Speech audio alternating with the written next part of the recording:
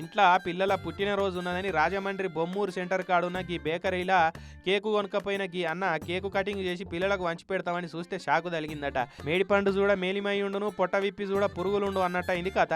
కేకును సగం కోసినాక మొత్తం పాసిపోయి ఉన్నదట. ఏడి కాడ కర్రీగా బూజు పట్టి ఉన్నది. ఇక చూడంగానే అందరికి ఒక హారం వచ్చినంత పని అయిందట. పిల్లలు ఇష్టంగా తింటారని నచ్చిన ఫ్లేవర్లో ఒక్కరోజు ముందుగానే కేక్ ఆర్డర్ ఇచ్చి కొనుక్కపోతే గిసొంటిది ఇస్తారని ఈ అన్న పోయి బేకరోళ్ళ మీద గరం అయితే ఉల్టా ఆయననే తిట్టిపోసిరట. ఏం చేసుకుంటావో చేసుకోపో అని మాట్లాడితే అదే మంట మీద ఫుడ్ సేఫ్టీ వాళ్ళకి ఫిర్యాదు అయిపోయిండు. ఇక ఫుడ్ సేఫ్టీ వాళ్ళు వచ్చి బేకరీలు ఉన్న కిచెన్ రూమ్ చూస్తే గబ్బు గబ్బు పాడైంది. కేకులు తయారు చేసేందుకు వాడే రంగులన్నీ డేట్ అయిపోయినాయనట. గుడ్లు అయితే మొత్తం 7 కాడ కుళ్ళిపోయినాయి. గబ్బు వాసన వచ్చిందట. ఇక వీటితోటే ఎగ్గు పఫ్ఫులు కేకులు తయారు చేసి కస్టమర్లకు అమ్ముతున్నారట.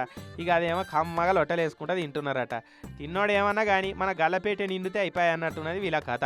ఈ అన్నిటి మీద మేము కేసు ఫైల్ చేసి దాని మీద చట్ట ప్రకారం తగు చర్యలు తీసుకుంటాం.